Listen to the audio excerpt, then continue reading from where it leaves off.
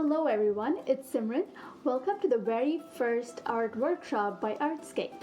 Today I will be going over hand lettering basics.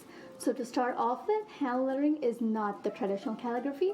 It's known as modern calligraphy or sometimes also as typography.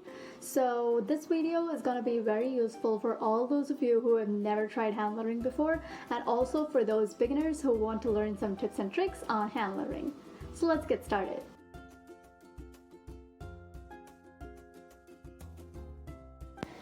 Firstly, let's go over the materials and supplies that you will need. We definitely need some paper to write on. It's better to have a slightly thick and good quality paper to avoid your ink from bleeding through. You also want to make sure that your paper is smooth and not textured to avoid your pens from fraying. We also need some pens, so there are a few different options you can choose from. You can use the normal brush pens. Any brand would do as long as the tips are soft enough to bend, which will assist you while writing. You can use a water brush.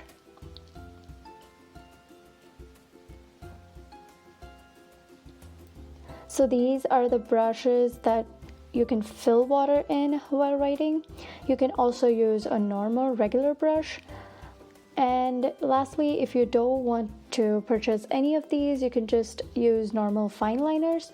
I will be going over how to fake hand lettering using these at the end of the video. I've also heard that Crayola markers work pretty well. However, you need to apply more pressure while working with these.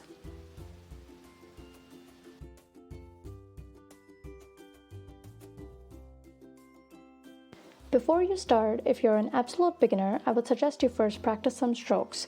The basic rule of hand lettering is to keep your upstrokes thin and the downstrokes thick to give it that dimension. You can start by practicing simple strokes to figure out the best grip for you. Moving forward, you can just experiment with the curves as you practice these strokes.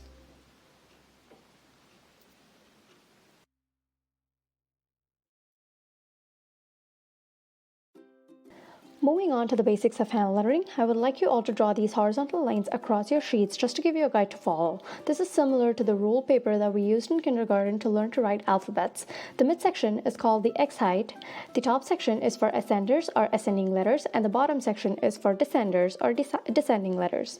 The X height consists of all sorts of middle-sized alphabets like your A's, your E's, your I's, your N's, and X of course.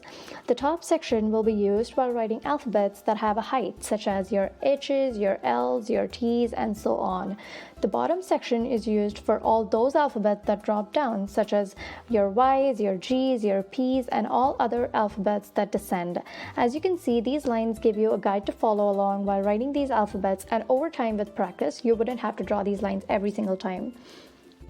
The only way you can easily get a hang of writing smoothly is by writing all the letters.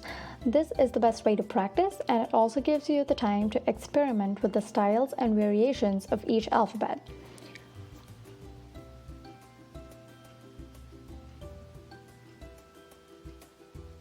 By styles and variations, I mean just writing each alphabet in a different way like I'm doing here, so it's really up to you.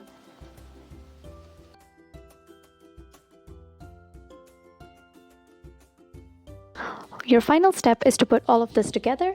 Now that you're comfortable writing your alphabets, you can simply put them all together. This should be simple if you keep practicing your letters. You can try switching up your baseline once you're comfortable writing words. There are some videos that tell you that this is wrong, but honestly, it's all about how creative you can get.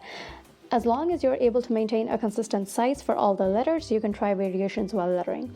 Another most important thing to remember is to maintain a consistent space between your letters. You don't want to have a varied spacing, and again, this will not be a big deal after a lot of practice. You should be able to write with consistent spacing and size without extra effort.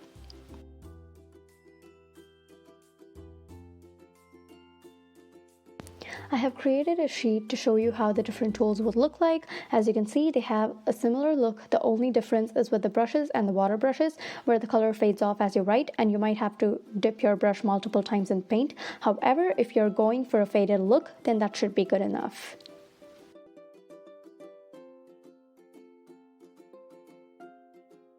Finally, I would like to show you how to fake hand lettering if you do not wish to buy any of the tools. For this, you can use a simple fine liner. You write your words normally and go over it again by adding another line to all your downstrokes. Next, you need to fill it in to give it the look of calligraphy. If you wish to leave it empty, you can, but I personally feel filling it in gives the alphabets a bit of a personality. This is extra work, but it works just as fine. So that was all I had for today's video. I hope you all enjoyed it and learned something new. If you found this video useful, do comment below and let me know.